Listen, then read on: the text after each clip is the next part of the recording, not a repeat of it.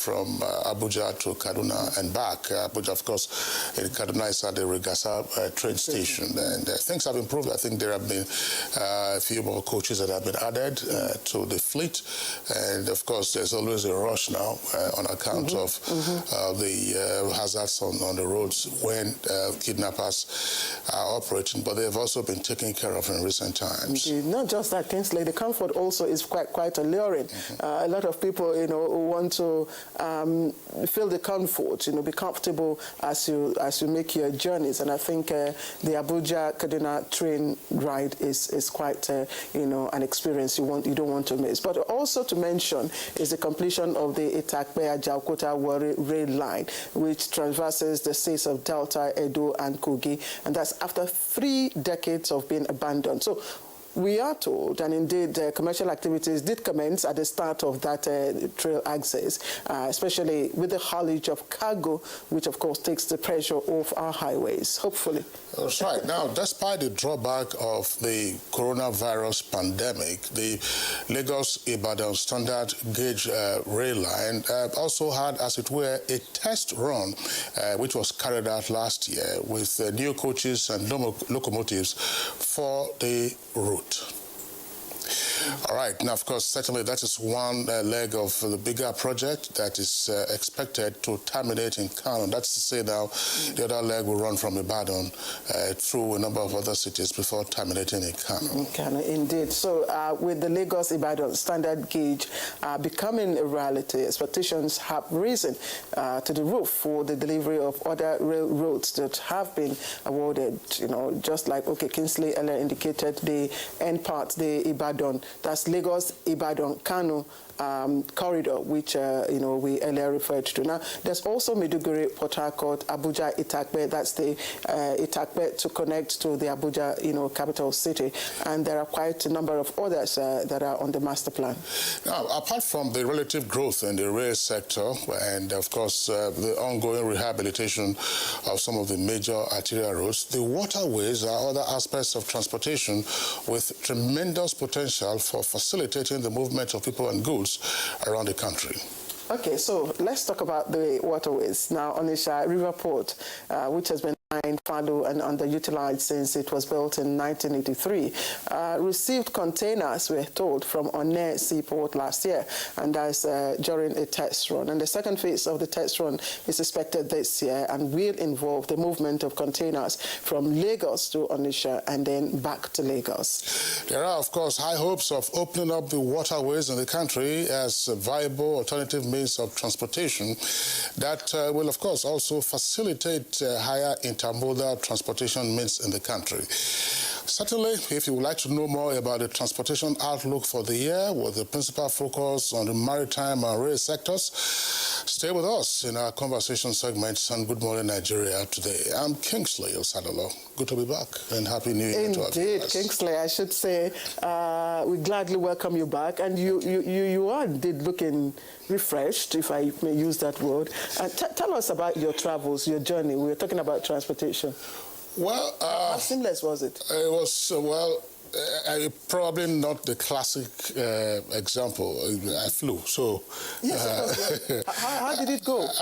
Flying was costly, no question about that, and on time. There were very few delays, if any. But for those, who went by air, certainly it was a hole in the pocket. But there are all kinds of considerations. Tell us about Lagos and compliance with COVID-19. You must have. I know you. It's as you find in most other cities of the country, and I think this is a very worrisome development. You get into some places and you look awkward as you're trying to maintain a social distance, or you are having your face mask on, and you try to engage in a conversation, and everybody is telling you that this coronavirus, there are big people now they kill, and you're just asking yourself, look, there are daily, if not frequent reports of fatalities arising from this. And last month, that's December, and also this year already, we have seen a number of very prominent persons succumb to the ailment. So it's a major challenge challenge that we face, on the one hand, the Presidential Task Force on COVID-19 is working flat out to ensure that all the variables, fall into place for Nigeria to be able to overcome the adversity. And then here you are, the populace just seem to be recklessly careless about their own personal protection. And we have more than 1,000, tally today. And Kingsley, while you were away, we also lost Esther Uzoma. That was a big shock. Of course, you guys communicated the sad news to me, and it was pretty sad. And just over the weekend as well, we also lost another regular guest on Good Morning Nigeria. He usually joined us from Sokoto, retired Assistant Inspector General of Police, Tambari Yabo. He passed away on Saturday. May his soul rest in peace. And indeed, Claire, I mean, when you take a look at some of the persons who have passed, some of them, of course, had been guests on Good Morning Nigeria. Indeed. Ibidapo Obe, former Vice Chancellor of the University of Lagos, was Chukuma Osakwe, was a professor at NDA. He used to be our guest on Good Morning Nigeria. And of course, just mentioned Esther Uzoma, and then Professor Femi Odekule of PACAC. He was also a regular guest on Good Morning Nigeria. May their souls rest in peace. And for those, of course, who succumbed to the coronavirus, that just tells us that the virus is out there, and those figures are not being made up. All right, so I'm Claire Delabo Abdul Razak. Once again, welcome you to the program, and it's live on the network service of the NTA from the nation's capital, Abuja. Let's quickly join Nolan Abel Ame with the highlights of the morning news. Of course, we do have our complimentary segments that will be coming up in the course of our program. Hello, Nolan. Hi, Claire. Good morning to you and Kingsley. Good morning, Nigeria. Here is the news. Yeah, Happy New Year to you as well. All right, this is the news. Vice President Yemi Osinbajo has called on Nigerians to spare a thought and pray for families of Nigeria's departed heroes, incapacitated compatriots, and veterans as government continues to find ways of bringing succor to them. The Vice President was represented at an interdenominational church service in Abuja to mark the 2021 Armed Forces Remembrance Day celebration. Be in vain. That promise that their blood spilled on the fields of battle will not be wasted is the burden that we and the living bear. Hoodlums numbering over 50 have attacked Unoke police station in Eza South Council area of Ebonyi State, killing 3 policemen and injuring 2 others. Police Public Relations Officer Ebonyi State Command, DSP Lovett Oda, confirmed this to NTA. While they were busy listening to him, his story, what was happening in his house as he claimed that he'd been attacked.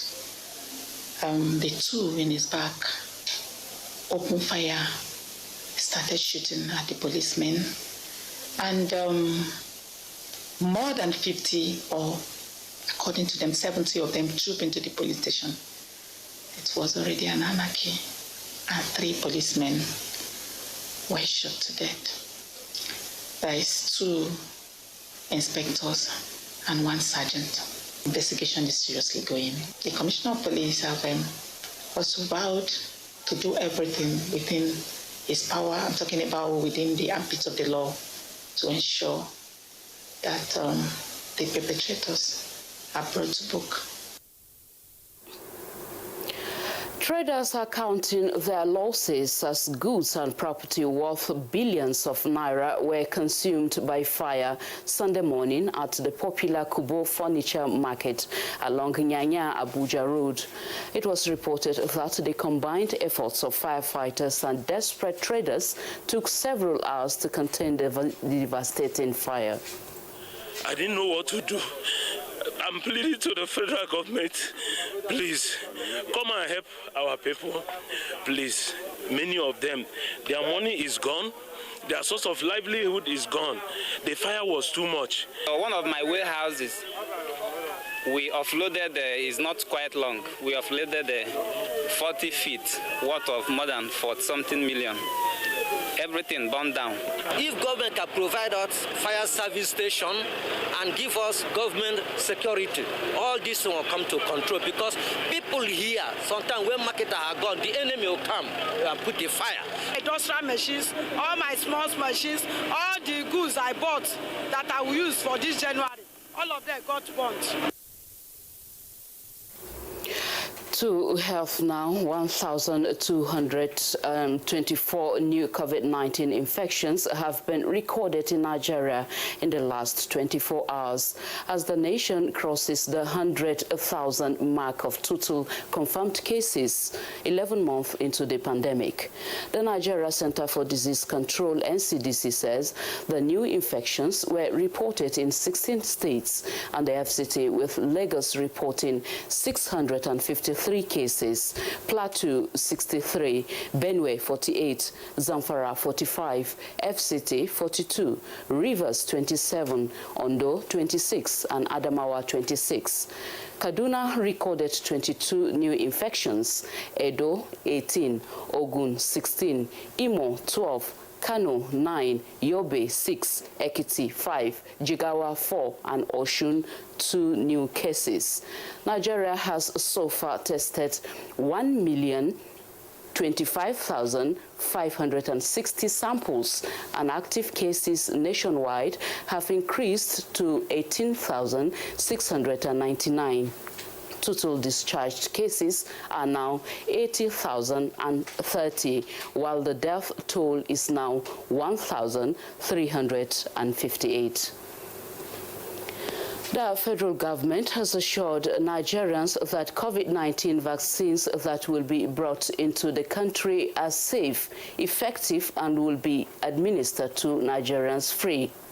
The Executive Director, National Primary Healthcare Development Agency, Dr. Faisal Shuaib, who said this in Abuja, observed that about 70% of Nigerians are being prioritized for the vaccination in 2021 and 2022 to reduce mortality and interrupt COVID-19 transmission in the country. Awareness around the vaccines, around COVID-19. A lot of work is going on to ensure that this happens, that the vaccines that will come in would be safe and effective. That's the morning news. For now, the program continues with Kingsley and Claire after this break. Good morning. A scorecard like no other.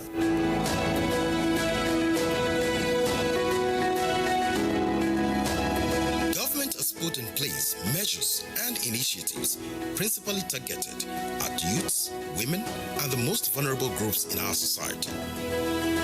These included a broad plan to lift 100 million Nigerians out of poverty in the next 10 years, the creation of 75 billion naira National Youth Investment Fund to provide opportunities for the youths, and the Micro, Small and Medium Enterprises Survival Fund, through which government is A. paying 3-month salaries of the staff of 100,000 micro, small and medium enterprises, B.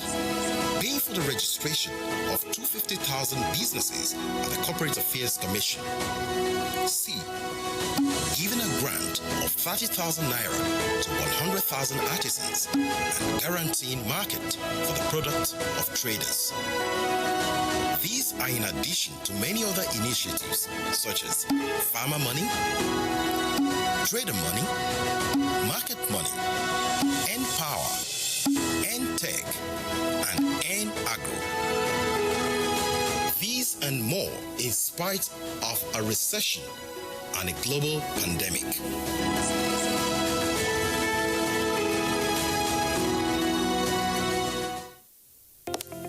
Although social media as a channel of communication is inherently harmless, it becomes harmful and damaging when used without discretion and thoughtfulness.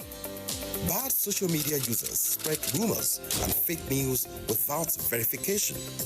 But good social media users stop, reflect, and verify information before sharing it.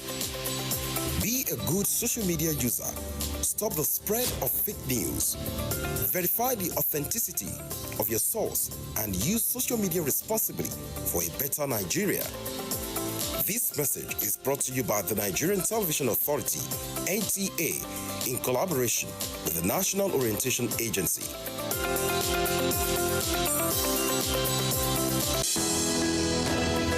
The Council of Our Fathers. My advice to these young people is please do not take us back to those harrowing days.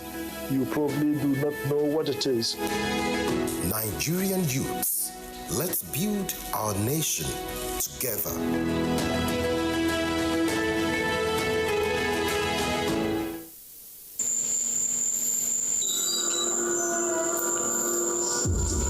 Life can be very eventful.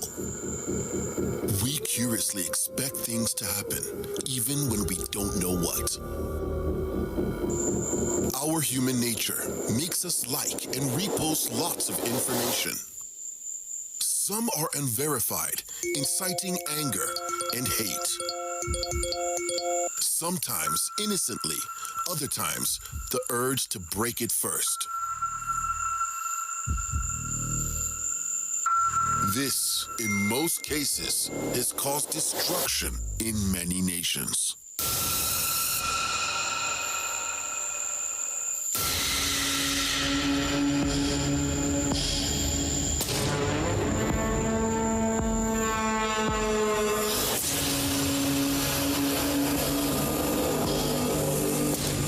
When times are tough, we know that as a mother, one thing you should never compromise on is your family's oral health, because they deserve the best. Oral-B, all-round protection.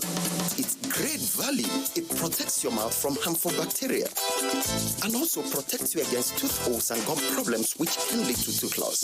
It strengthens your family's teeth and gives them all-round protection. So remember, protect their future. Oral-B for healthier, stronger teeth in just 1 week.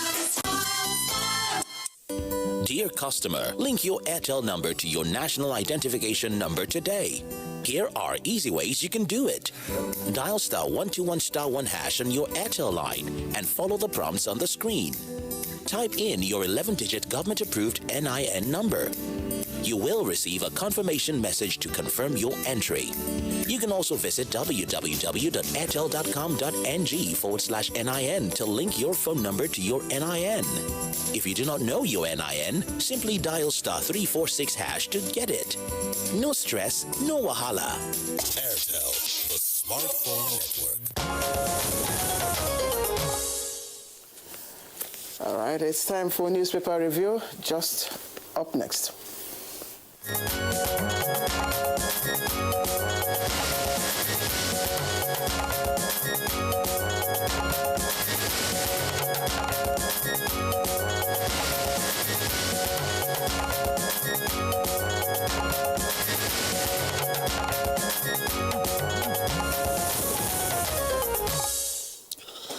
All right, our newspaper reviewer, Bayo Atoyebe, is here with us this morning. Bayo, good morning and welcome, and Happy New Year.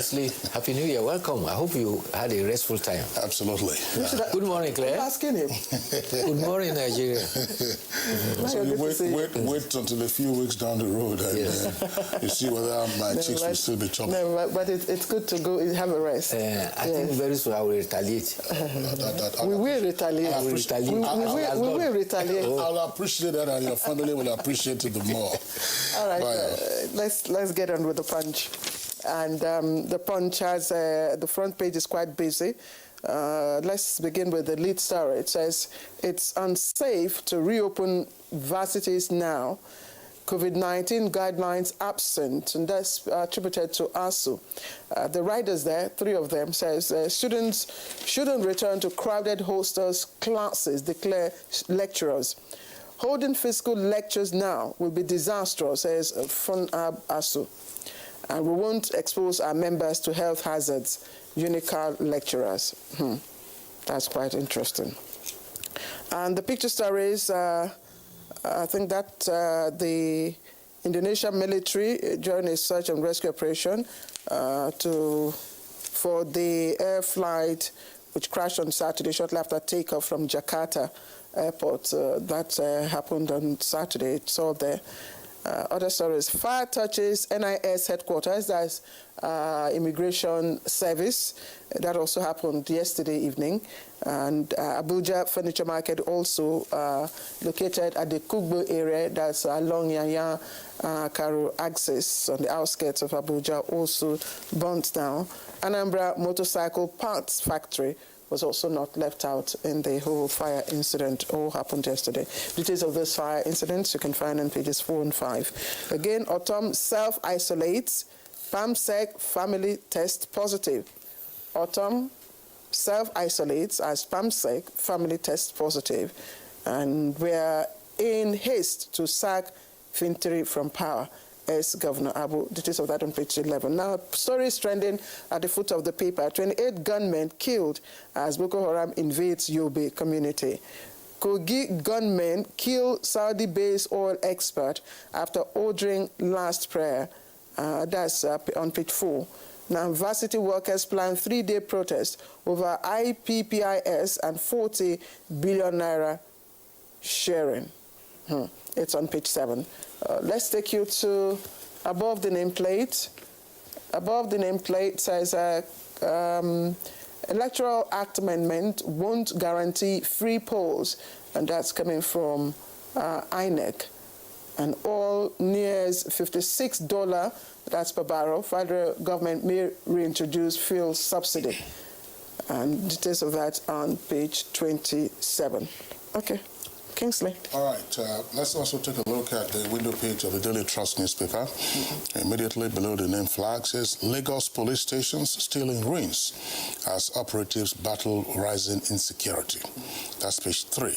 On page 10, Oyo killings. Mieti Allah denies joint patrol with Amotekun. And as 37 firms enjoy 3-year tax rebate, federal government adds 1 year for SMEs. That's page 19. This story, of course, talks about some very horrible accidents that occurred over the weekend. 37 burnt to death in Bauchi and Nasarawa road crashes. Taraba Prince, wife and 4 children perish. Buhari and others condole ex-rep Ngoroje. Children and women among the dead in Bauchi. You can see the photographs there of the crash scenes in Bauchi, and Hamman Gabdo, the family that perished in the Akwanga road accident. Akwanga is in Nasarawa State. Our hearts go out to the families of the victims, and we pray for the repose of their souls. Police arrest 2 over Kano shooting. Herbalist caught with human parts said he bought for 2,000 naira. I am alive, hale and hearty, says Christian Chukwu. That's the former captain of Nigeria's Green Eagles, now known as Super Eagles, the team which he also coached. He was on the news yesterday, on the network news on NTA, speaking about it. And he was surprised. He says, look, I'm surprised. Who could be fueling such fake news? And he just celebrated his 70th birthday. Exactly. Yes, he was lamenting that they have his numbers. They could have got in touch with him to confirm. And they went on to go announce that he has died. And a lot of people had to start calling him, and he was very appreciative of the gesture. But it goes to confirm the fact. When you get information on the social media, cross-check before you spread them. Sadly, the papers are full of tragedies and news. And that is the sad part of life. Sometimes these things, when they come in torrents. Indonesian Sriwijaya Airline took off, and 9 minutes later plunged into the deep sea. The good news is that they have been able to at least trace the fuselage, and they are about to get the fuselage and the black box out of it. But sadly, the passengers include 62, including 7 children and 3 infants, very innocent ones. The flight track showed that 9 minutes after the plane took off, the 737 aircraft, it plunged deep into the sea. Here in Nigeria, we also have a fair share of the tragedies. Fire at the furniture market. At the beginning of the year, there was alarm that rains will be coming and there's flood. And then towards the end of the year, there was also alarm that there's dry weather and we have to be very careful with fire. And the fire that engulfed the planks market here, the furniture market there, it was recalled that it's becoming almost a yearly affair. In 2019, there was fire there that burned down about 50 shops. So something has to be done. The other one was in Nnewi, where a motorcycle factory was also engulfed in fire. That there was an electric cable that was said to have snapped and fell on the factory. And a lot of things were also in ruin. The others are the accidents that happened on the highway. A staff of the Nigerian Communication Commission was returning to Abuja after having visited Taraba, and just about Akwanga, just overtaking over a hill without seeing the other end. Oh, dear. The two vehicles collided and then engulfed in the fire. So the man, his wife, and of his 4 children were among the victims that died. There's this strategy that some people use. They say, when you are traveling, don't put all your eggs in the basket. The full family traveling that is often very wise to make sure that at least you try separately. In such instances, you will have at least beaten some opportunity. The other one is... That's actually more advisable, yes. More advisable for air travels. For air travels, yes. You don't stack yourself and all members of your family on the same flight. No matter how short that flight, no matter how long that flight, it's usually advisable to separate. And it's also part of corporate policy, usually in the private sector, that the head of an organization and the deputy cannot and should never be on the same flight. Indeed. And you almost forgot the NIS building that was also gutted. Yes, luckily, the NIS is already saying that it will not affect their activities, but the Federal Fire Service were able to arrest that incident very quickly. The other concern is the news coming from the resumption of the universities. Nigeria Universities Commission has directed university to resume January 18th. But the academic staff union is saying that COVID-19 protocols are not available at most hostels and lecture rooms. University of Port Harcourt has provided 400 thermometers for the process of resumption. UNILAG is to decide on the day of resumption on Wednesday. So what does that mean? What does that mean? I mean, it's private universities, even during the lockdown, we're having e-learning. So what is the problem with public universities, particularly, let's say, federal universities? So we're going to now say until the second wave peters out, the students, who have been at home for almost a year now will continue to remain at home. A number of the students had actually started on their first semester, probably midway into that first semester. Yeah. So what about writing their continuous assessment? Yes. So what exactly are we talking about? Is it also the responsibility of the federal government, say the PTF, to come up with providing the instruments or facilities you require for social distancing or for sanitizing the environment? Is it the federal government that will do that? You are running an institution. What are you supposed to be doing with your institution? And I think that these are some of the things and then there is also, I mean, Claire read that from the Punch. It's there on the foot of the front page of the Punch. That typically after ASU strike, you are seeing the non-academic staff union. They say they are doing their own warning strike now. Yes. 3 days. So when at the end of the 3-day warning strike, and while the students are still at home, and while ASU is saying that it is not safe to reopen, we're not saying expose yourself or your students to the hazards of COVID-19. Then non-academic staff will then say, oh no, we haven't talked about this IPPIS. We also haven't talked about any allowances. And you just have industrial actions going on in different parts of the workforce. Bayo, if you recall last year, we did raise the point that how do we begin to deal with the industrial crisis in the country? Look at the NIN registration. Yes. Did you hear of the union in NIMSI before this strike action that they embarked on last week? Already, Bayero University has cancelled the 2019-20 academic year. And the implication is that since the university were shut on 23rd of March, did the universities just fold their arms and waited? Because everybody was supposed to prepare for COVID-19. They ought to have anticipated that university will resume any time If secondary schools and primary schools were all ordered to make provision for COVID-19 protocols, why do they have to wait now? We will keep talking about these issues. We will keep raising awareness and giving more information. I'd like to thank you as always, Bayo. We'll see you tomorrow, hopefully. All right, you're watching Good Morning Nigeria, the network service of the NTA. We're just about to start our conversation, but before we do that, let's listen to this background report after the break. The Council of Our Fathers. I will urge and advise our younger generation to use talent and brain to sort out problems, not arms. Nigerian youths, let's build our nation together.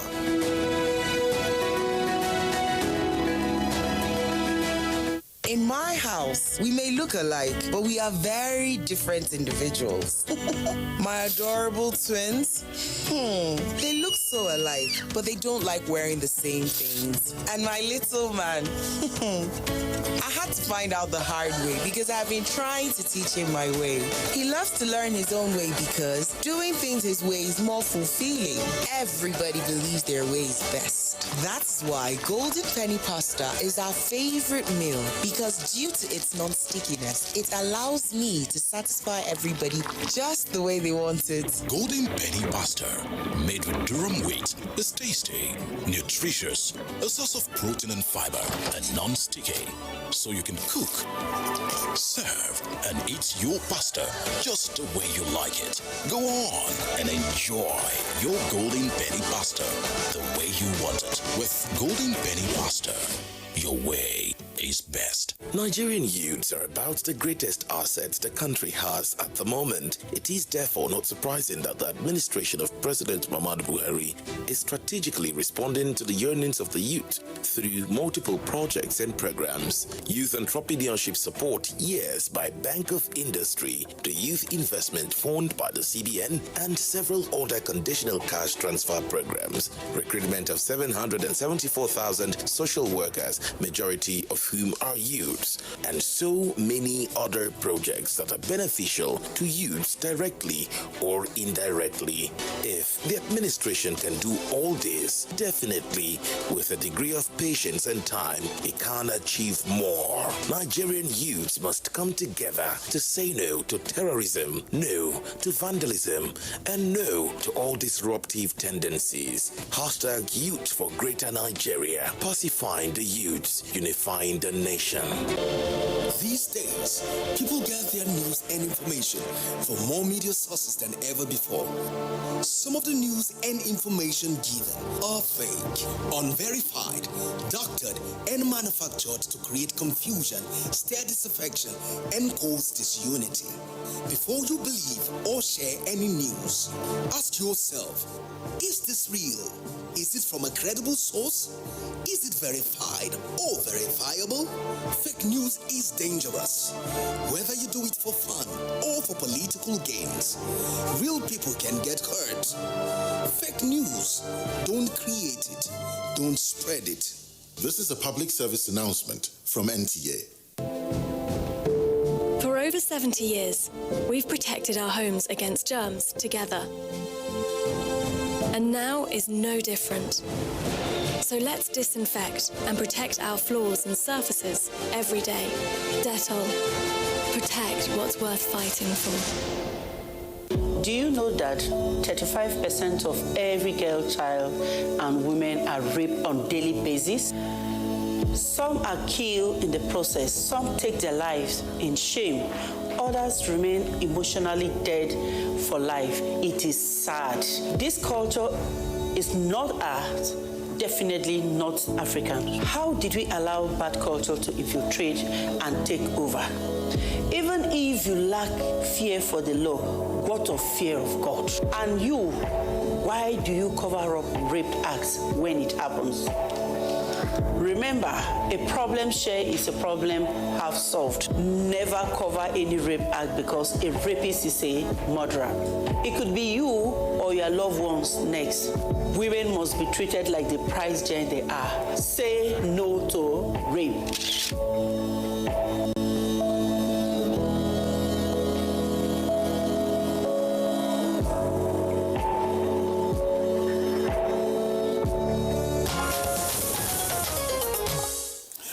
All right, you're still watching Good Morning Nigeria on the network service of the Nigerian Television Authority. Now, to begin our conversation, which is on the prospects for the transportation sector with a critical focus on rail and maritime for this year, 2021, let's listen to this background by our correspondent, Oyemi Ajayi.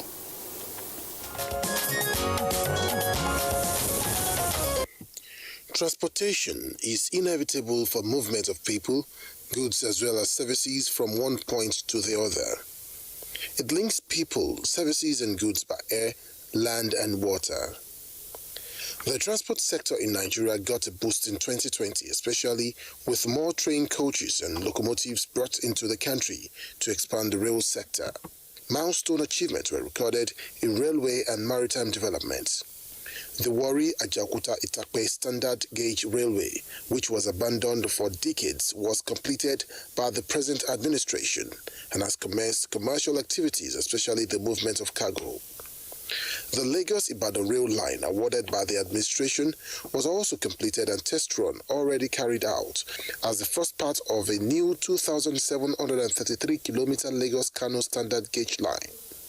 Port Harcourt and Maiduguri rail project is set to commence soon, not forgetting the Abuja-Kano rail under construction and the Ibadan-Kano with the Kano-Maradi rail, which got the federal government's nod recently. However, the pandemic slowed down the growth of the transport sector as interstate movement and economic activities were suspended during the lockdown to curb the spread of the virus in the country.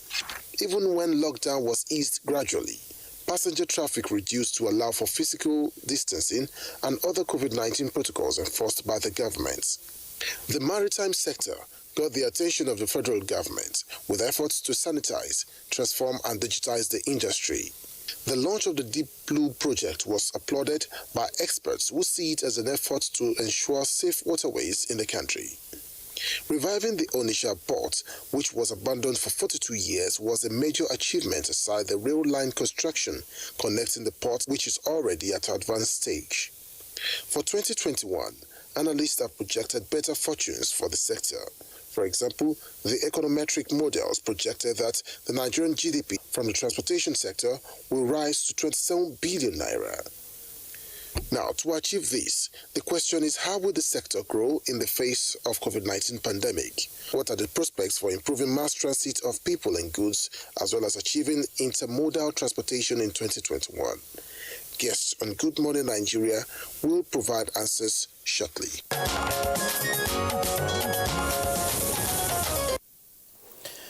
Very pertinent question there, Oyemi Ajayi, and indeed COVID-19 has become the parameter, by which all things now are being measured, especially world economy. So let me quickly welcome our guests who are already seated, those here in the studio with us, and of course, the ones joining us via Zoom. Honorable Minister of Transportation, Chibike Rotimi Amaechi, CRA, is here with us. Honorable Minister, Happy New Year to you. I hope they can see me. We also have right here in the studio Managing Director, National Inland Waterways, NIWA, George Moghalu, MD, of course. Thank you very much for joining us. My pleasure. Good morning. And joining us via Zoom from Lagos is Dr. Bashir Jamo, who is the Director General, Nigeria Maritime Administration and Safety Agency, NIMASA. We'd like to welcome you to Good Morning Nigeria and compliment of the season to you. Yeah, thank you very much, Claire, and good morning, my Honorable Minister and my big brother, the Director, the MD NIWA. Good morning, Nigeria. Thank you. Good morning, Bashir. All right, gentlemen, once again, our delight to have you with us. It appears clear that Chief Dr. George Moghalu has been with us now for the second time in as many months, I believe. But we have a number of issues to raise with him. But let's begin with the Honorable Minister of Transportation. No question about it, last year was very unusual. But I recall that we had you on one occasion, that's at the height of the pandemic, and you referenced the anxiety or the tension you were having with regard to having to mobilize workers and the contractors back to sites so that the deadlines and timelines for the Lagos-Ibadan rail project could be achieved. Or regardless, there were some happy stories from the railway sector. Could you lead us into those moments that were significant in spite of the coronavirus pandemic and therefore potentially a stepping stone for what to expect in 2021? Okay, first, let us admit that over 60 of our staff, not Ministry of Transport staff, but the staff working on the rail, have been affected by COVID. Luckily, nobody has died, and I pray nobody will die. But you see the kind of sacrifice everybody's making to get the rail to function. So all those people who take selfies and scream, oh, we can compete favorably with railway outside the country, the ones in the UK, the ones in China, they should know that people are sacrificing their lives to get to that point. And we are of the view, when we made that decision, that Nigeria will not say, oh, gentlemen, no, 2020 was a bad year, so remove 1 year and add another year for Buhari's administration. So as far as we are concerned, we need to learn how to live with COVID and work with COVID. So I want to praise and congratulate those who achieved that feat. Because as we're talking now, if I had to stop, we were to inaugurate it first week in January. We had to stop those who were doing minor completion assignments because of the rise in COVID transmission, and allow the train to run. But if we see that we are conveying passengers who have COVID from Lagos to Ibadan or from Ibadan to Lagos, we will stop it, just like we are threatening to stop the one from Kaduna to Abuja if people don't comply with the COVID protocols. Well, good news, Lagos-Ibadan completed, just some minor issues for the president to commission. And even if we are out of sight, the president would have also commissioned. We won't encourage the president to physically go to Lagos with this second surge of COVID. So we are managing. Let's put that way, we're managing under this challenging environment. So do we, I know it's quite a difficult period for all sectors really, but do we have timeline for inauguration now? No. The timeline will be dependent on COVID now. If COVID stops tomorrow, give us 2 weeks after it has stopped. We may not even need to stop completely if it reduces. Everybody was happy that there was no the increase had reduced drastically, so we're happy to go ahead and commission. And we had taken first or second week in January for commissioning. Unfortunately, it shut up. So everybody has to watch what is going on and make sure you keep safe and alive. So at the moment, what is this? Yeah, Claire, I was just wondering, what is the story? That's Lagos-Ibadan you just talked about now, namely the inauguration. The Itakpe Warri rail line was also flagged off. So what is the story? Because you were talking about shutting down services, assuming passengers on Abuja, Kaduna, and Kaduna, Abuja, continuing to flout the protocols. All of them, not just Kaduna, Abuja. If Lagos, Ibadan, if they flout the COVID protocol, we'll stop it. Because don't forget that Kaduna, Abuja, we convey passengers, about 4,000 passengers in a day. In fact, 4,000 plus passengers in a day. So imagine that about 20 persons have COVID. They can transmit COVID to the entire 4,000 passengers. So let's assume, not disproportionately, we move 2,000 to Kaduna, and then 2,000 passengers to Abuja. The rate of transmission will be very high. So we can't continue that way. The same is applicable to Lagos. So for us, we insist that everybody must obey the COVID protocol. Wear your mask till the end of the journey, and then you step down. What's the level of work at the moment on the Lagos end, that's the Butemeta end, of that corridor. I know there was a time we talked about building bridges and all that. What's the level of work done there? We're almost finished. We said over 95, 96%. But the bridges? Everything. Because the main is just minor issues here and there in the stations, not even on the bridges, because we've done all those things.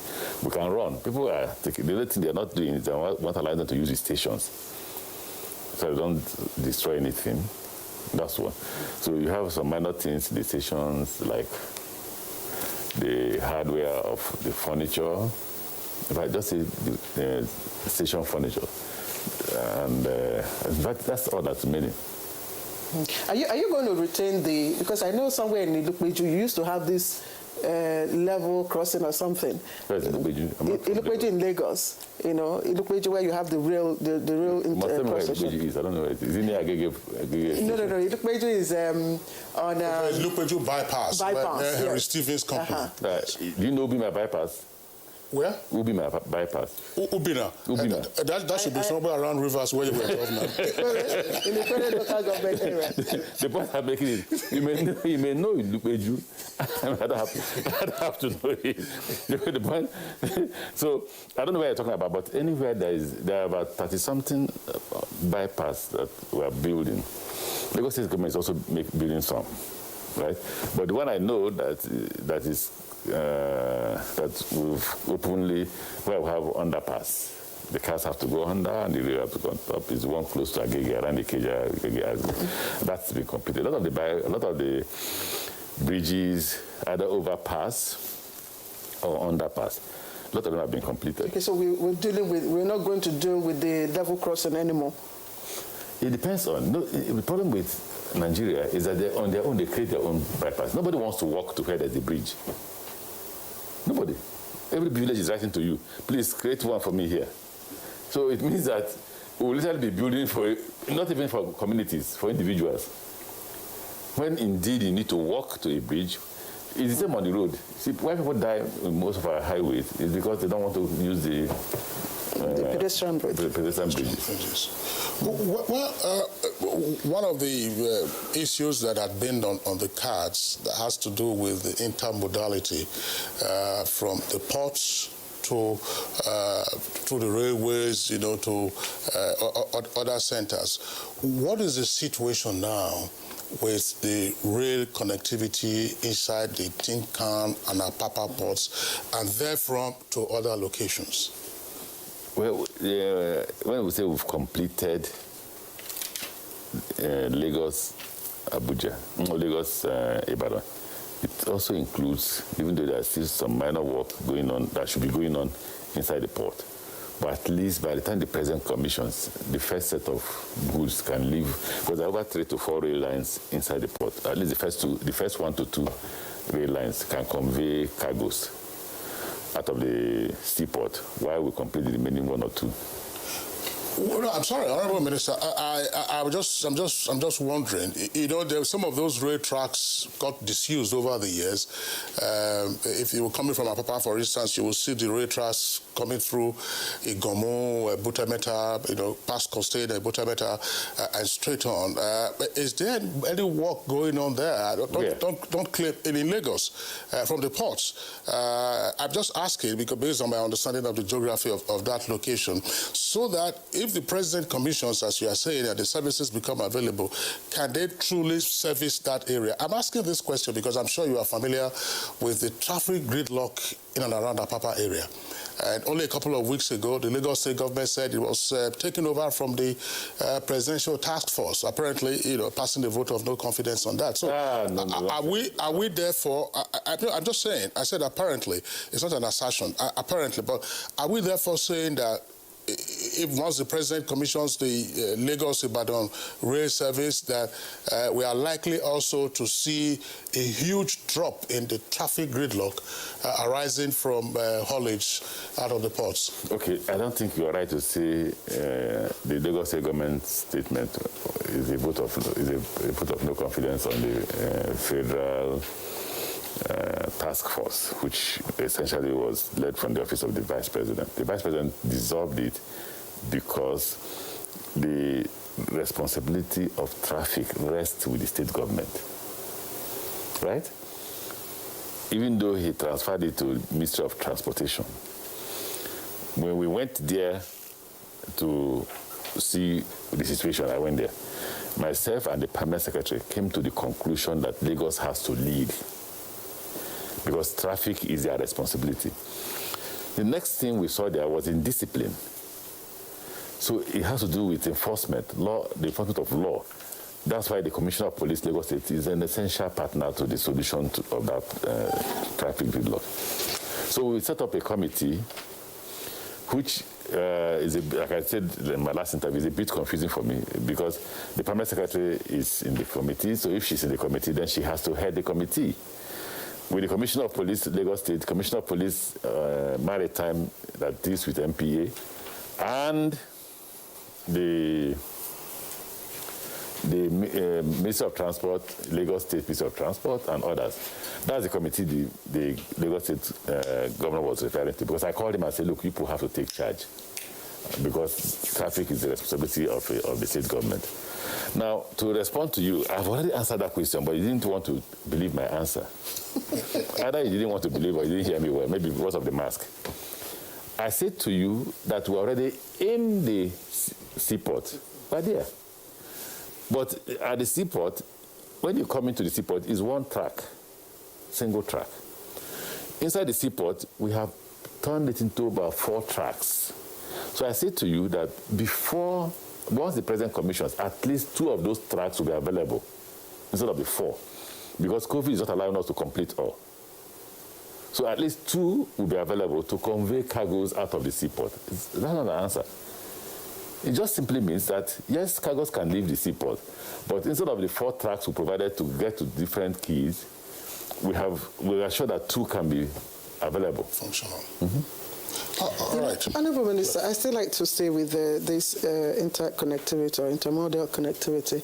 And I know that you've made quite a lot of inroads with regards to securing the right-of-way. And I know the time the barracks, had to move. Well, do you live at Ilubeju? Sorry? Do you live at Ilubeju? No, I didn't live at Ilubeju. Well, I know Ilubeju. I grew up in Lagos, by the way, so I know the geography of Lagos. But what I'm asking is, how difficult has it been for you to actually, build real connectivity, in an urban city like Lagos? Lagos was the worst experience we had. Complete bad experience. It was a big challenge. The challenge stemmed even from the former governor. It was difficult to even access the former governor as a minister. I tell our governors, don't forget I was once a governor. So if as a former governor, I can't access the governor, then something is wrong. Or if as a minister, I couldn't access the former governor, something is then wrong. I wrote to the former governor, we need to talk. We need to be able to arrest the situation in Lagos and the track. Because there was an agreement between us now as Nigerian Railway Corporation and the Lagos State government, making available our right-of-way for them. But in that agreement, he said, even when we want to build and we acquire new right-of-way, you will pay the compensation. So we wrote, can we have a meeting so that we can give an answer or give life to that agreement? Believe me, for 6 months, I couldn't accept the governor. But eventually, I had to report him to the president, reported him to the vice president, then we had a meeting. And it took us 30 minutes. Such a good guy. But maybe he was too busy. But 30 minutes, the issue was over. And once he gave us support, we started construction in Lagos. That's what delayed Lagos. When the current governor came, he then dedicated his deputy governor to this business. I am one of his commissioners. And the Lamata woman, that one follows us every day. If I arrive Lagos, she will arrive. She will follow us when we are getting close to the boundary between Lagos and Ogun State. She will drop. But see, it means that now, forget the fact that I was a former governor, forget the fact that I'm a minister. It means that somebody from Lagos is supervising me in Lagos. What I mean by supervising me is if I say this is wrong, I want Lagos State government, she's there, I say, okay, I will tell my governor. So that the next time we come, there is a solution. So Lagos State government was a big challenge. We paid a lot of money for compensation. There were pipes. There was another guy from, I've forgotten his name, from Ministry of Water. Is it Ministry of Water? But water department in Lagos, the guy was good. He found solutions. We had to change pipes, for about 32 kilometers or so. That's the benefit Lagos State government had. We had to replace their olden days pipe. Imagine those days of Lord Lugard. We had to buy new pipes. But the guy was there to advise, direct, and get us to find that solution. So those are the kind of guys you like to work with. Those are the kind of guys you like to thank for their contribution. But the Lagos State challenge appears to be over. Luckily for us, the only place we could have had that kind of challenge would have been Kano. But again, we're not into Kano. In all our rail construction, we're outside the city. Was it just government challenge, or was there also challenge of data, knowing what? Oh, that's a big one. That's with an NPC. I don't think that government officials want me to talk about this. But by the time you got to the seaport, there were pipes that nobody knew who the owners were. An NPC, who owns this? Nobody could give us data about who owned what pipe or where any pipe was laid. Not even NRC? No, how will NRC know? NRC didn't lay any pipe. They just apply for what do you call this, right of way to lay pipes. That's all. So once you grant, they will lay the pipes.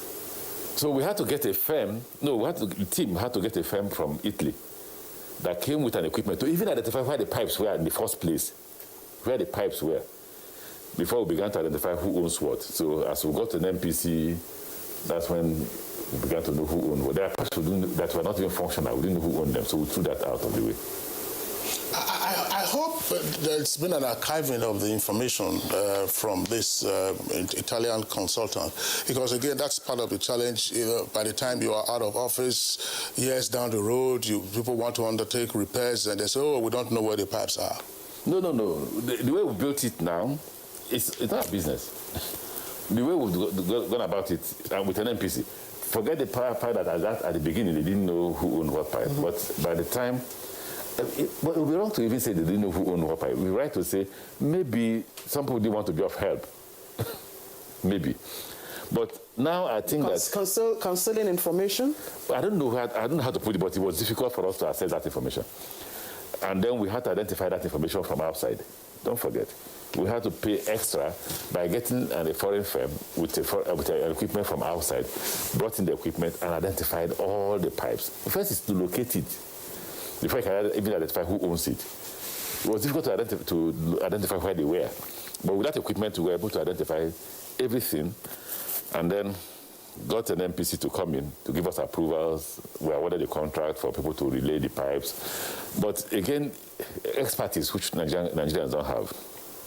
That's why when you see people come and say, "Oh, give us contract of supervising the contractor building the railway," you ask how. Because that was the height of engineering. The question was, can you shut down this country in 24 hours? You couldn't. More than 24 hours. You need about nearly a month to remove those pipes. So what is the best technology? They had to find out the technology that would allow the rail to run on top of the pipes without affecting what it was carrying. So all that came from the expertise of the Italian company, not the one that came to identify the business. The Italian company supervising the Chinese company. The Italian company is team. So if we have the Nigerian companies, I don't know if they have that expertise, but it took quite a lot. We spent nearly 3 to 4 months to find that solution. But Kingsley has asked, are we archiving this information? Whatever you will see in the cost of construction has been archived. All right, that's heartwarming. Honorable Minister, we'll return to you presently, but let's now bring in Chief Dr.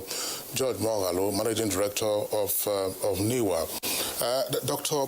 Moghalu, you of course, as I said, were with us a couple of months ago, and you were talking about what needed to be done and what has been achieved with regard to the inland waterways. Here we are, second wave of the corona pandemic. Are you as optimistic as to what you are likely to achieve this year? And if so, what is on the cards? No, let me help you with the first question.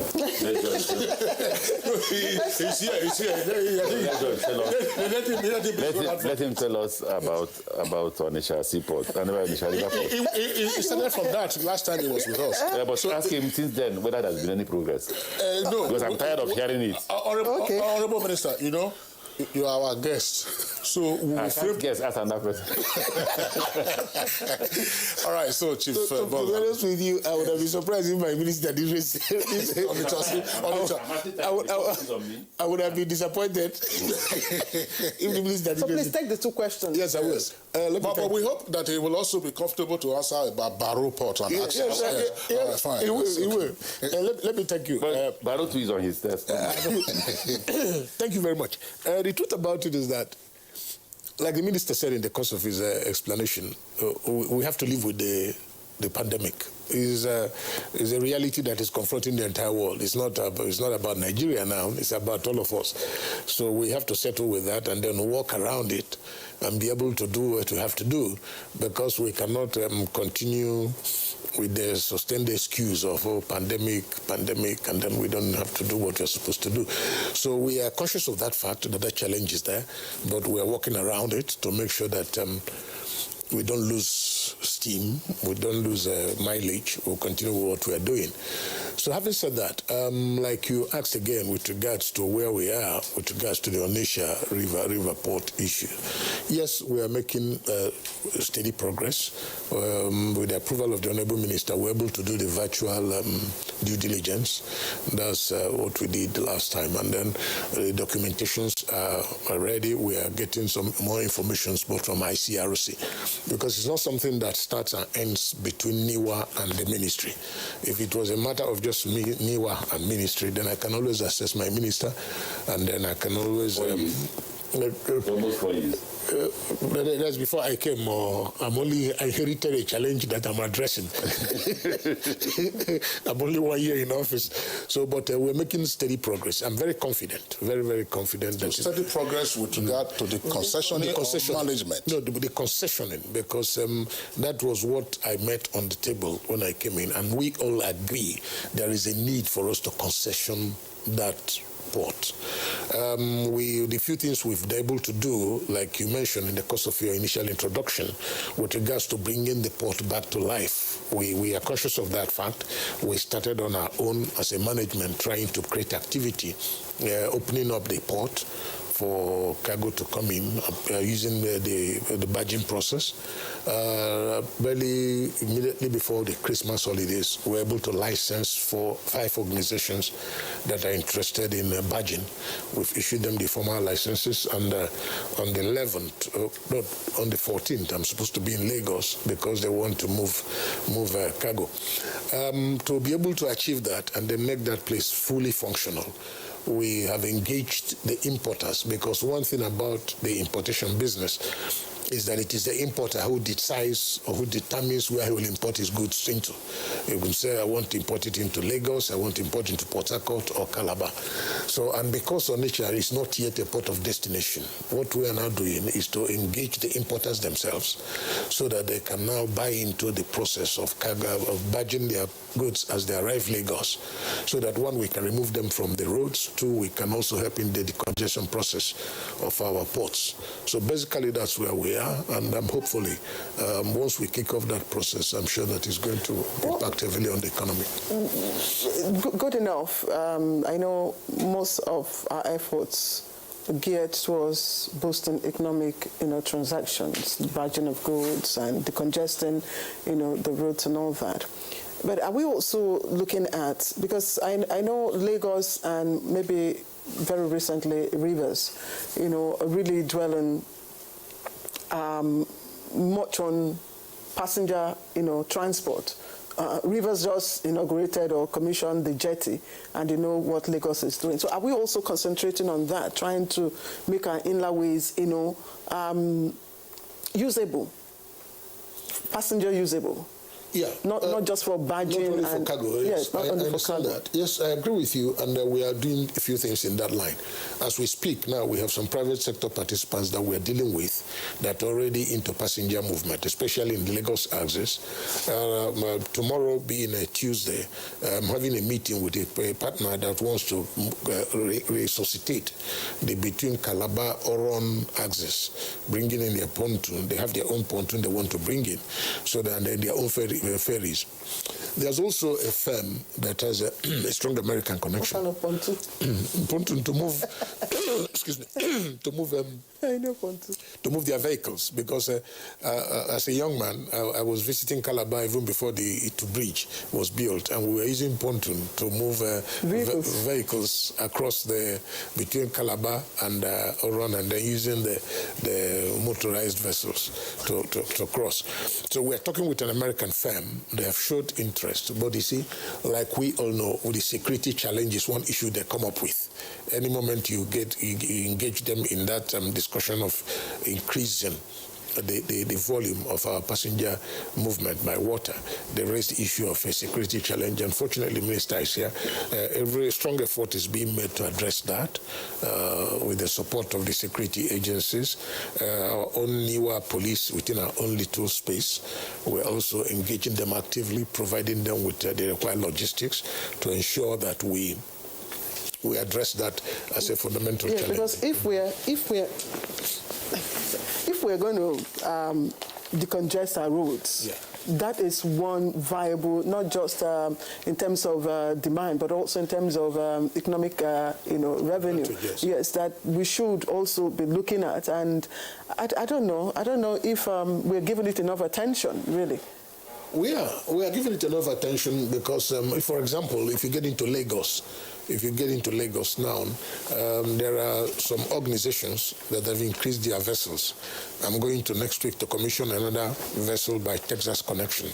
These are some of the people who are interested in increasing their involvement, their participation in the passenger movement. You may recall that sometime in November, I was in Yauri to commission a passenger vessel to move passengers. And even in our procurement process now, we're also looking at procuring additional passenger vessels that we can deploy at places that will also be able not only to generate revenue, which is a principle, which is very key, but also to ease the pressure on our passenger movement within those areas of interest. How much of state investment do we have in inland water transportation? A number of state governments and even local governments, you see them with their transport services on land.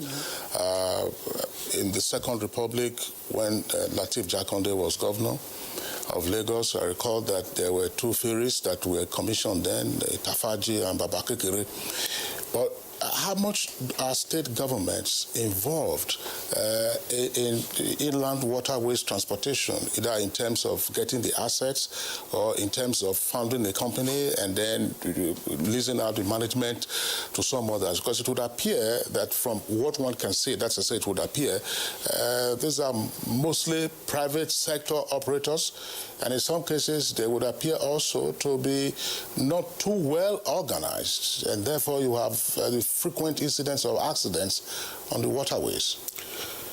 If you look at the state, because if you're talking about the nation state, yes, the federal government is very actively involved through NIWA. But then if you look at the state government, so far it's only the Lagos state government that has shown active interest, because they also have a waterway management agency that's also providing ferry services from point A to point B in Lagos. But we have provided the operating principles, the guideline, and then we're enforcing some of them to make sure, one, you talked about accidents and what have you. This is one basic fact which we are addressing aggressively. We started a program last year. Apart from sensitization, we're also doing enforcement, both registration, passenger training. On the 21st of December, I was in Badagry in Lagos to close a training program of 420 boat operators captains and the seamen.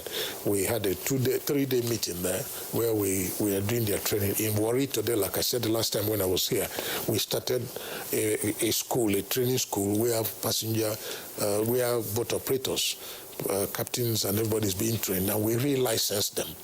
We have also started a system where every vessel that is operating on our inland waterway is not only identified but licensed, so that we're able to check the one to ensure that they operate within their capacity approval, to make sure that the vessels are river-worthy.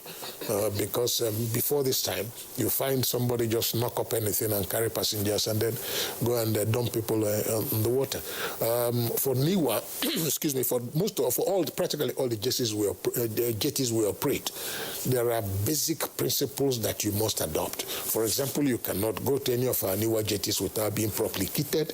It is unacceptable. You must wear the life jacket that is approved.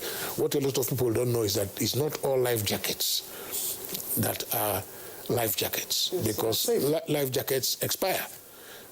Okay, most people don't know that, but we emphasize that in any of our jetty, you must operate with a life jacket that is the point you just made now, Dr. Mogalo, is significant, because I recall that last year there was a by-election that took place. I think it must have been in Bayelsa. Yes. And there was a boat accident, and some policemen died in that particular incident. I recall on Good Morning Nigeria when we were reviewing the newspapers. I said, look, it ought to be the responsibility of the boat operators and those who are in charge of that environment to be sure that, one, you have competent hands who are, who are the skippers of those boats, and that they have the requisite equipment. If you recall also in Ondo, when they were going to Ilaje during the governorship election, they also had a boat accident. And the point you're just making now about the expiration of life jackets and like a fire extinguisher, for instance, but are these operators aware of this? How much of a proliferation do you have of your men, assuming you have the resources, to ensure that this information gets down to the operators or to who their owners are, and that there is compliance with this so as to reduce the fatalities on the waterways? Yes, we are emphasizing sensitization. We've been doing that. We're holding seminars, talking to people, getting them to understand the protocols. But one thing that has consistently happened is that most of these accidents you see happen where boats take off from unauthorized jetties. They take off from unauthorized jetties and people don't know. Only when the accidents happen, like the one that happened in Benue State, and I had to go to Benue. They didn't even get near the jetty. They just got to one point along the riverbank at one point and took off from there. One day took off with more passengers than the boat approved capacity. The vessel was not even designed. It was a fishing boat that was not designed to carry passengers. So by the time they moved, the weight of the passengers now had to capsize the vessel. And a good number of the people there cannot swim. Eventually we had that accident. You understand? So what we're doing now is that we are trying to get them. We had between June last year to December, we had about 11 sensitization programs, and this year again we are continuing. We are starting the last week of this January. I have a program in Bayelsa where we want to go and sensitize people, get them to understand the implication of one using unauthorized vessels to avoiding the protocols, which you must observe because people's life are at stake. Okay. Unfortunately, we've just been told that we have lost Zoom connection from Lagos, where Dr. Bashir Jamo should have been joining us from. So if we do reconnect with Dr. Bashir Jamo, please do let us know. Back to the Honorable Minister. You were persistent about Onitsha Port, and I wanted you to tell us, what did you expect from the MD? I'm doing that because the ego of Onitsha, the Obi of Onitsha, has been on my neck, and it's not somebody you should just ignore. It's an important Nigeria. That's one. Two is that the process for how long? It was there before I came. Before I became a minister, it was there. I became a minister. I've been minister for 5 years plus, if not 6 years, and we have not been able to achieve just mere regulatory process. No, something is wrong. Something is absolutely wrong. How do you mean? I mean, where does this lie? Honestly, I don't know. Why I say I don't know is, look, the job of the minister is to give approval. So whatever time such request is on my table, you will get the approval. So between, okay, well, there were those who petitioned here and there, tried to slow us down, but we overcame that after some time. We were summoned to the National Assembly. We stood our ground because the process was done by the World Bank. But after that, we should be able, between NIWA, which is Ministry of Transport, and ICRC, we should be able to get this out of our table. You should have a timeline. In 6 months, in 1 year, it should be out of my table. We shouldn't be every year very happy to put it in the budget or part of what you should achieve. You know, in life, for people like us, we have partitioned our lives in such, or compartmentalized in such a way that this is for 6 months. If I get to 6 months, I don't achieve it, it's off my way, I go to somewhere else. Now, I pray that I don't put myself in that shoe where I will say, look, I'm no longer interested in this Onitsha River Port. Just like now, somebody has brought in an unsolicited listing for Baru, right? We expect to follow it up. It shouldn't take us 1 year to sort that problem out. If somebody says, look, I can manage Baru, let him get ahead and manage Baru. What are the impediments? I'm asking the MD of NIWA now. What are the impediments to concessioning this to appropriate managers if the terms are clear? I mean, I don't imagine that you're going to have a long management contract that lasts decades and so on and so forth. There ought to be also probationary periods depending on how the contract terms are drafted. What is the issue with Onitsha Port? Like the minister rightly observed, we had challenges, which by the time I came into office, we had the issues of the courts. There were about 3, 4, 5 cases. But as God will have it, we have get overcoming them. The minister graciously, at a point, because we are supposed to do due diligence in Belgium, at the point, the minister said, no, let us not wait again. Let's do virtual, which we've successfully done. The last letters we've sent to ICRC are putting them under pressure now to get. I am confident that this issue of Onitsha concessioning has no business to be discussed again before June. But the moment by June, I should be able to sign it off. Okay, so let's leave it at that then. Let's leave it at that then. We'll thank you for that. Gladly, Dr. Bashir Jamo, Director General, Nigerian Maritime Administration and Safety Agency, NIMASA, is back. We're glad to have you back with us, Dr. Bashir Jamo. So let's look at 2020, for instance. How were you able to navigate impact of COVID-19 on the maritime sector? Thank you very much, Claire, and good morning again. Good morning, Kingsley, and good morning, my Honorable Minister. It's very difficult to discuss the progress of 2021 without reflecting back on the impact of this COVID-19 in the 2020s. You know, we had a lot of setback, the issue of safety hazards, you know, the crew fatigue, you know, we do have a lot of problems of human errors. The issue of insurance claim and losses in terms of cargo damages claim, and then maintenance problem as well as breakdown of so many, you know, equipment. The Honorable Minister and Mogalu discussed a lot on the issues of this COVID-19, and we are trying to live with it. But the important thing is that, you know, in shipping, there is no how we can discuss effectively without the issue of CPRs. CPRs are very, very important. They are the human elements of shipping. And while everywhere is locked down, you know, all over the world, it's only the CPRs continue to be up and doing. But we thank God, with the little efforts we're making, things still continue to move from one angle to another. And as you know, 90% of goods that we have all over the world is being moved by ship. So as such, we cannot discuss the impact or the effects of this COVID-19 without discussing the CPRs. On our own, we did our best releasing our own marine notices for the crew change so that we can reduce the fatigues of these young and vibrant workers all over the world. And we also try to see that we declare them as essential workers. So all over the world, they have been recognized as essential workers. The Nigerian Maritime Administration and Safety Agency, they are one of those agencies that started releasing such a marine notice. And the IMO, International Maritime Organizations, recognize that.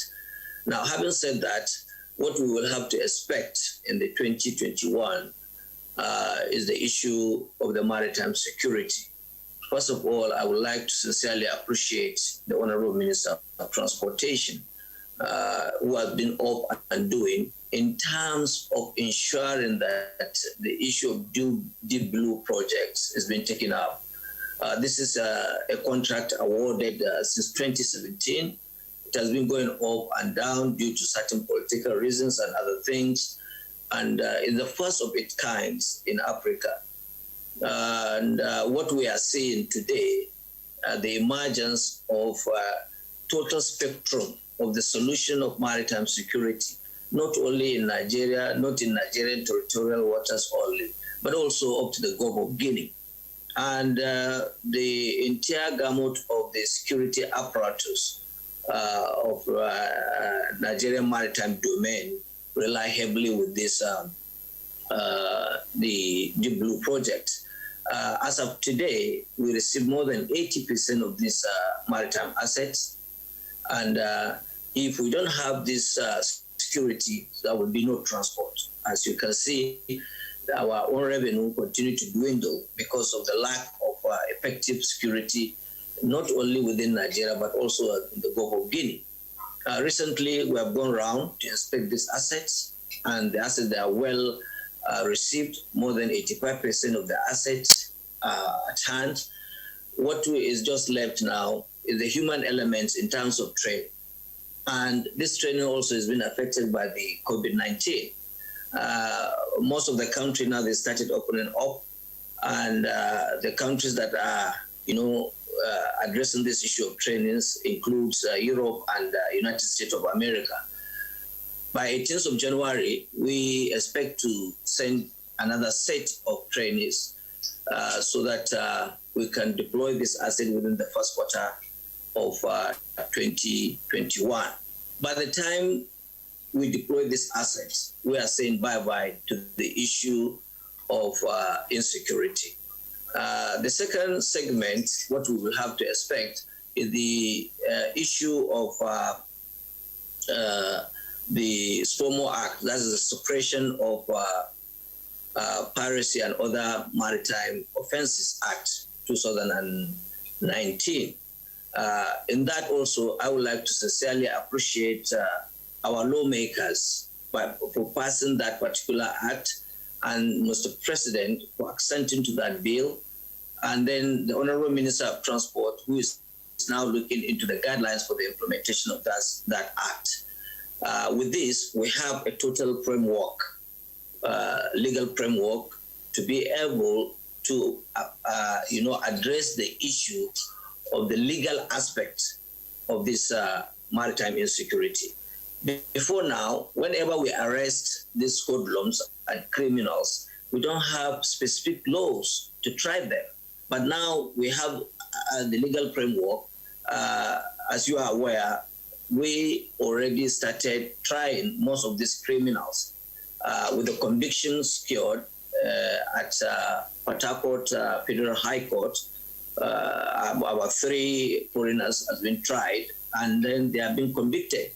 We still have the issue of 10 trials in Lagos High Court, and then the issue of Calabar also is on. We expect before the end of February, we'll secure some conviction again. This is sending a very good signals, not only to those criminals, but also to international community, that Nigeria are not sleeping. The government, they are up and doing, and they are doing their best to ensure that the maritime security issues have been tackled. Now, after the maritime security, the most important aspect, again, has to do with the maritime safety in transportation. My brother, Dr. Magalu, discussed a lot on the issue of safety, and Mr. Kingsley asked a number of questions to do with the aspect of accident of boats, mishap, and other things. It doesn't stop there. Even the international waters, we do have these accidents, and we are trying our best. What we expect in 2021, it has to do with the total emergence of the global maritime distress system. The global maritime distress system is an internationally recognized distress and radio system for ships. Wherever they are in distress, so they can be able to get in touch with the nearest maritime administration of that country. So in Nigeria, we have 4 centers. Presently, we concluded the implementation and installation of equipment at the Regional Maritime Coordinating Center in Kirikiri here in Lagos. That one is up and doing. We are now moving to the Takwa Bay. Takwa Bay is almost completed here also in Lagos. We are commencing the Oron and Pocados. With this, we are saying bye-bye to the issues of maritime distress. Wherever a ship is having problems all over around Africa, the Regional Maritime Coordinating Center in Kirikiri warehouse 9 countries. And the logic behind it, wherever you are in the African countries and you are in distress, you can be able to get the next. For instance, in Nigeria now, you have a problem around Togo. Nigeria can be able to get that information with the press of button from your ship, and we will now have to connect with Benin Republic. Benin Republic will now connect with Togo, and so on and so forth. So those are the 9 countries that we have to do that. Additionally, we are working hard for the first time to ensure that we remove all the wrecks so that we can have a safety navigational areas within our own waterways to make sure that we secure that our navigational areas. We have concluded the identification of those wrecks in our territorial waters, and we marked them. What we are now, we are going through the procurement process to ensure that we obtain approval from the Federal Executive Council to commence removal of these wreck removals. That's on the issue of safety. Now, the next stage we will have to expect in the 2021 is the issue of shipping development. When you are talking of shipping development, you talk about fleet expansion. I was wondering, Dr. Bashir Jamal, thanks a lot for your detailed explanation. But beginning with one of the last points you just made, it's probably a function of the enabling statute, that's to say how NIMASA functions. But let's face it, why would NIMASA require the Federal Executive Council approval for it to clear the waterways, that's to say the high seas or otherwise, of wrecks and derelicts? Why? That is very important questions, Kingsley. It's a function of fund. Kingsley, removal of wrecks in our own navigational areas is not an overnight affair, and it's not an issue of 1 million or 2 million. This is a capital intensive, so it has to go into a serious scrutiny. I can tell you, Kingsley, removal of wrecks from Badagry to Tinkan Island, we estimated not less than 28 to 40 ships under our own sea. That is causing a lot of havoc. So it is a big ticket transaction. Now, to remove those wrecks from Badagry to Tinkan cost Nigerian government not less than 3.7 billion naira. So this is not an issue of an individual to take.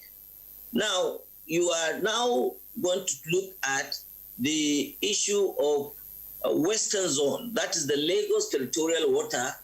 Then you move to eastern zone, which is around Port Harcourt. You go to central zone.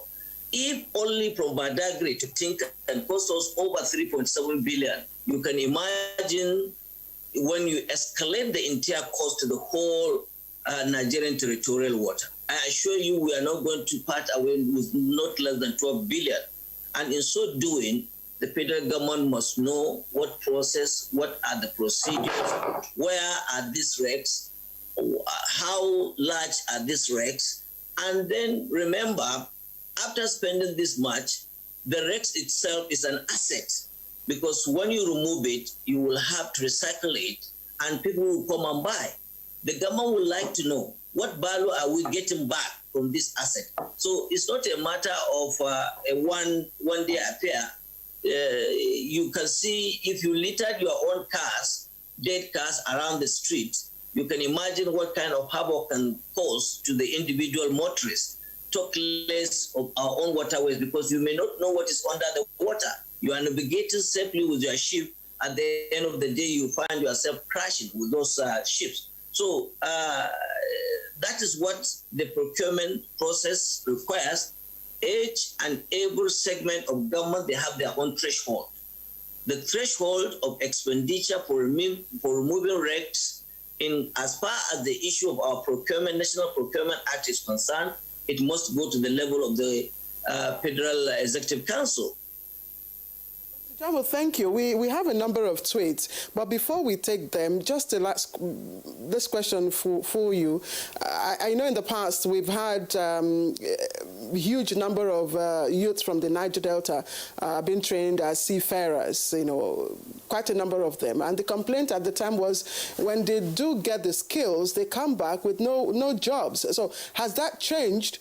And where are we on the issue of a national shipping line? Well, thank you very much, Claire. I just mentioned this issue of fleet expansion in terms of what we are trying to focus in the 2021.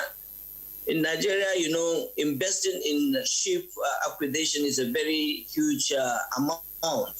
Unfortunately, our financial institutions, they don't have long-time loans.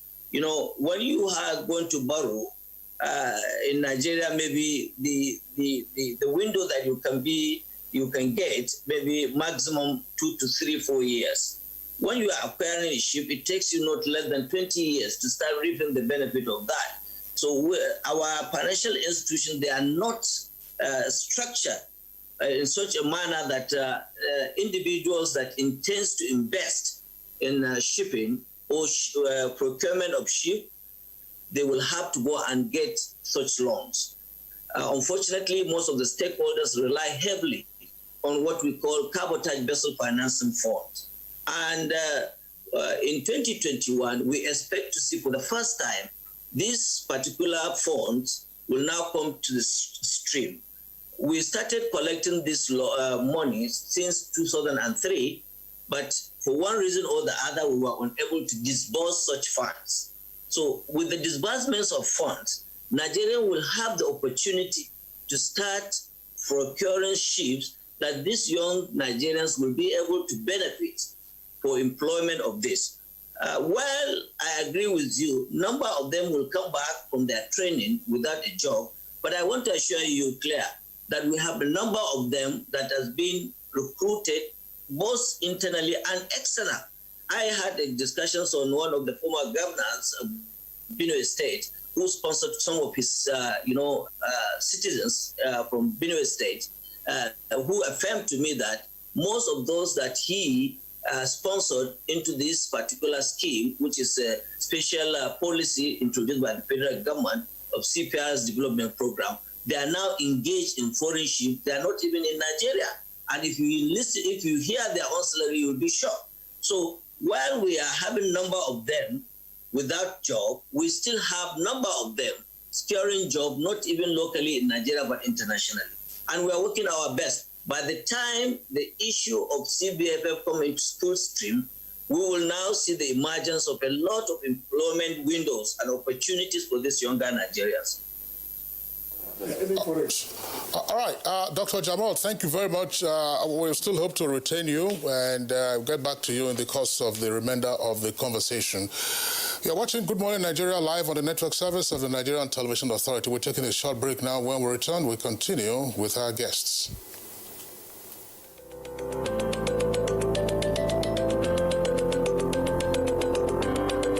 is Nando Jamda. Muhammad. Stevita. Hussein Musa. Rodina Joel Finji. Said Musa. John. I'm a carpenter. I've been doing this for more than 8 years now. And I said a plantain. Nakai Chimami Shekara Uku. I've been selling my tomatoes for about 10 years now, and I do it for a better Nigeria. And I do it for a better Nigeria. Now, when the Sana and Lemuni, Domin Nigeria to take about. And I said, Domin Nigeria teacher. And you can see how we are doing our small little work to make Nigeria great. As you can see, I'm a technician, and I'm doing it to help myself and to help my generation. Business. Ina yin wannan domin ci gaban kasar nan. A new edition of TV Guide is out with special focus on the game changer, His Excellency Governor Abdullahi Sule of Nasarawa State. Broadcasting in a digital economy, Maxwell Logo gives an insight. This edition also features Nancy Naji of AIT, a name synonymous with business. Meet the NCDC boss, Dr. Chikwe Ihekweazu. TV Guide, your indispensable companion, also x-rays the relevance of social media in the modern society. Meet some TV professionals who have impacted their spaces and other inspiring stories in sports, entertainment, and lots more. Grab a copy at the vendor near you or NTA stations nationwide.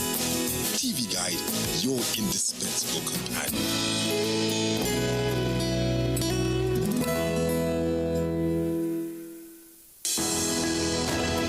Dialogue, empathy, love, and unity. These are vital components of nation building. For all to be well, we appeal that we should refrain from volatile, provocative, inciting messages and language. Let's build and not destroy.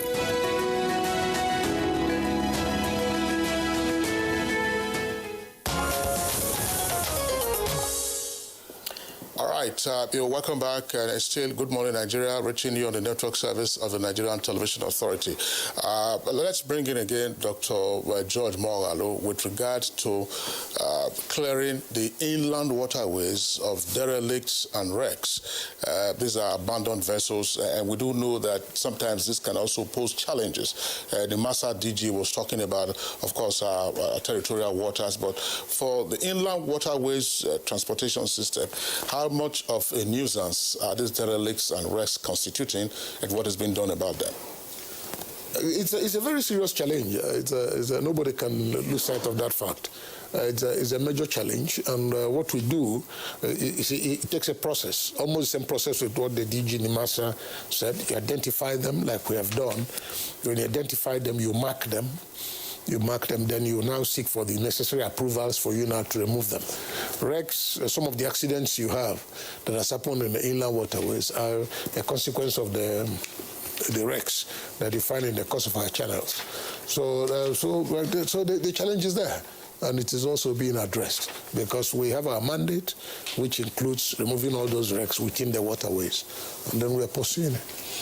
Okay, thank you. Dr. Bashir Jamal, DG Nimasa, I want to come back to you to touch on one important point. Now, earlier you were talking about the security in the Gulf of Guinea. As we all know, the Gulf of Guinea at some point had overtaken the Gulf of Aden, where the Somali pirates were operating. Assuming you have the numbers, what do we know at this time about the incidents of piracy and robberies on the high seas around the Gulf of Guinea, of which Nigeria is a part? Let's say, for instance, in 2019, there were so many incidents of piracy. There were so many incidents of sea robberies. In 2020, this is what we had. In 2021, this is our KPI. Our target is to ensure that we reduce drastically by 50% or 25% once you begin to deploy your platforms. And it's specifically talking about these incidents of piracy and armed robberies. Of course, we are concerned about crude oil theft. These are matters that NATI and indeed the National Economic Council have also focused on. What do we know about these incidents?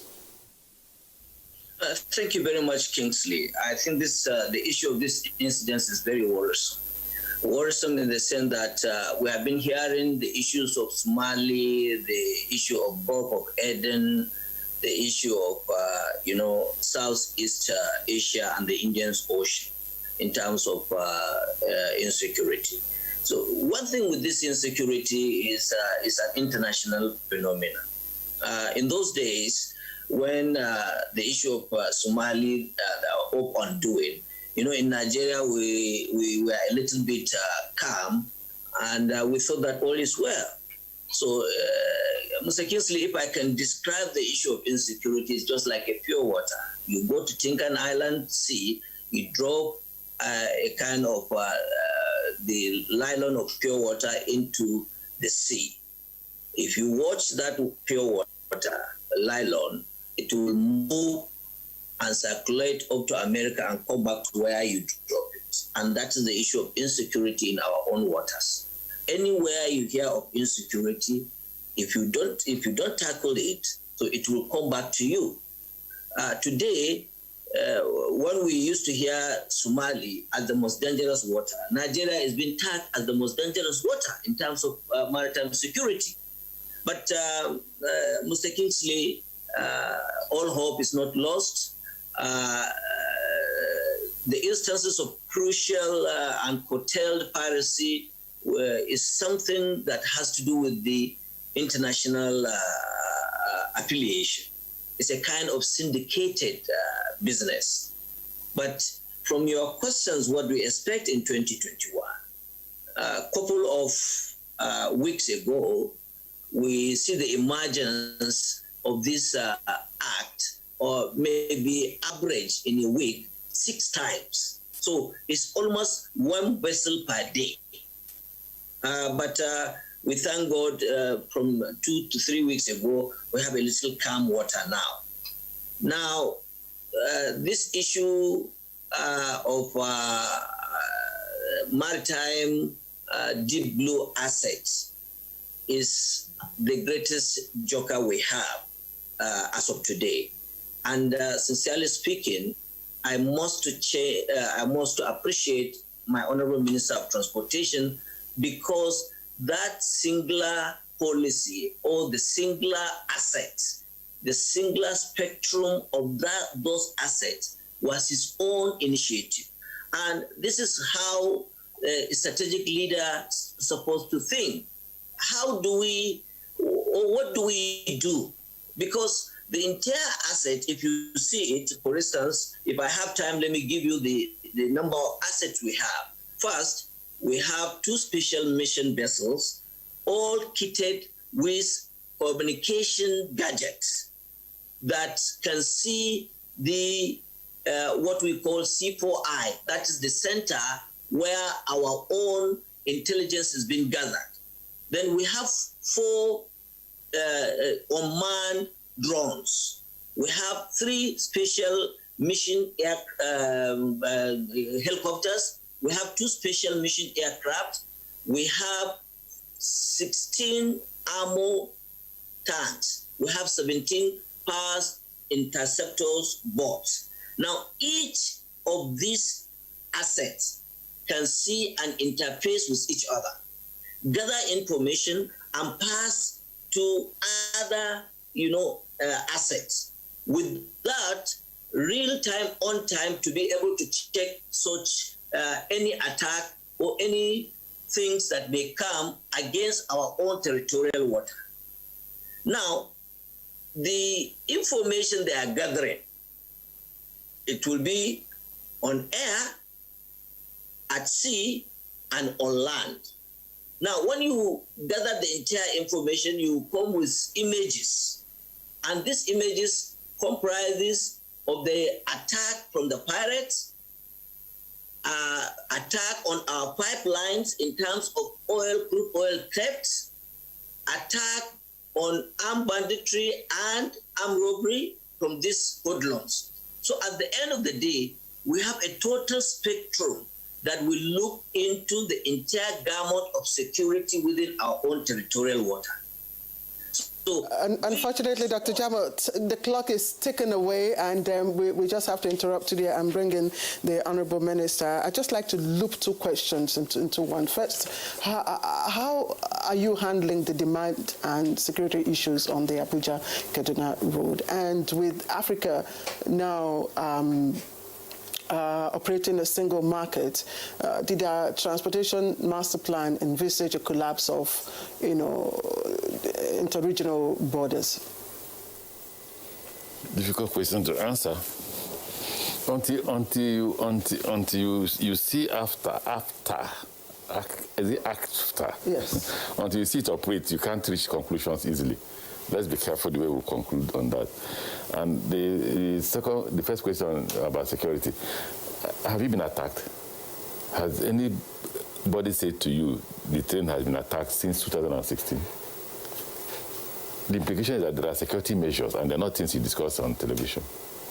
All you should know is to have confidence to board the train at any point in time the train is going and take you to Kaduna or back to Abuja. You should be rest assured that we are doing everything within our capacity to ensure that our train is able to go safely and return safely. Even when they claim that the train broke down, did anybody tell you somebody was kidnapped or anybody was killed? Even when one young lady said I was attacked, it wasn't the train. I come to the lady, said when I came down at the station on my way to Kaduna town, I was attacked. I wasn't attacked. What I later gathered, that's why I was vehemently opposed to her statement that I wasn't attacked. In fact, she claimed I was running. How can a human being run faster than an ammunition? It's not possible. That's why they say if you hear the sound of a gun, it wasn't meant for you. It wasn't meant for you. So for her to say I was running and the people were shooting at me, then I must be a magician or I must be having this. But the point is, so far we have not had any attack. It's not as if they won't plan. They will plan, but they know that we are equipped, very equipped, and they don't venture. I don't understand your response to the single market, because almost everything is hinged on transport infrastructure. But it is not just about rail. In fact, mostly rail is internal. What you should look at, the focus on that will be three things. First, production. Is our market, are we able to produce? Because everybody wants to produce and bring to the Nigerian market. Don't forget. Are we able to produce? So are you able to export what, if at all you produce? It is only when you're able, that's the first watch, because it's only when you're able to produce and then we are not able to transport those things out to the market you want it to go to, that those issues can come up. When it comes to air, I'm not in charge of air transportation, but we're also doing well in terms of air transportation. What you should say, again, is do we have the capacity to be able to engage other markets with our aircraft? So far, we're doing well with Ghana. But are we doing well in the sub-region? Can I go now to Abuja? Yes, but not because Nigerian aircrafts are going there. It's because there is one sky and all those things. Now, shouldn't we, if the market is viable, shouldn't Nigerian investors invest in that market? Can I go to Tanzania from here? The answer is no. So it's not just a situation for Ministry of Transport to answer. It's a question for investors, the heads of government to answer. But I think the heads of government have little or no role to play because the market is open. So invariably, we aren't ready in terms of infrastructure. What about infrastructure? Because if you talk about airports, we have airports that can land any plane you want to land in Nigeria. You know, Nigerians see airport as terminals. That's not, for me, the airport for me is safety. So if my pilot can communicate with the other pilot, ensure there's no accident or any incident in the air, and we land safely, forget the terminal. But when you go to Nigerians, they take photographs of terminals and say, oh, see the best terminal in the world. It's not. Train, when your goods arrive, we've discussed it. If we're making arrangements to ensure that even if your goods arrive at Port Harcourt, the Port Harcourt-Maiduguri rail line can take you even up to Kaduna. Because at Kafanchan, you cross over to the Western line. All that is being constructed, but Coastal Rail Line. You're holding me back. I have a meeting for Coastal Rail Line by 11. Honorable Minister, Coastal Rail Line. You just had me say now that I have a meeting for 11 o'clock. Is it 11? We have two meetings. 12 to sign the contract for Maradi Kano Maradi. and then 2 or 3 o'clock to negotiate the loan for Coastal Rail Line. There's nothing anybody can do until you have the money. We don't have the money now. Okay, thank you. Dr. Moghalu, very quickly, one of the critical issues inland waterways, particularly on River Niger, to make it navigable all year round, is the so-called capital and maintenance dredging. How good are you on this? Like we discussed the last time, the truth be told is that we don't have the resources to do capital dredging. It's been done some time back, some 7-8 years ago, okay? And so what our emphasis now is on maintenance dredging. And the emphasis is on the channels that were going to be all year round navigable, the Lagos, Onitsha, One, these channels that are going to be constantly in use. And that is where the emphasis is now. And they will do something about it. I have to interrupt you here. Sorry, we've eaten deep into our time. That's the Managing Director, National Inland Waterways, NIWA, George Moghalu. Thank you, as always, for sharing your views with us. And let me also appreciate Dr. Bashir Jamo, Director General, Nigerian Maritime Administration and Safety Agency, NIMASA. Always a pleasure to have you on Good Morning Nigeria. Thank you very much. And the Honorable Minister for Transportation, Honorable Chibike Rotimi-Amaechi. Thank you, as always. You're welcome. All right, let's take a look at sports right now. Chelsea centre Fikayo Tomori has reportedly demanded to leave Stamford Bridge on loan in January. The 23-year-old has only made 3 appearances for the Blues during the 2020-2021 campaign, while he has been handed just 44 minutes of Premier League action this term. Leeds United and Newcastle United have been strongly linked with a loan move for the defender. But a recent report claimed that a knee injury suffered by Andres Christensen could see Chelsea block a January exit.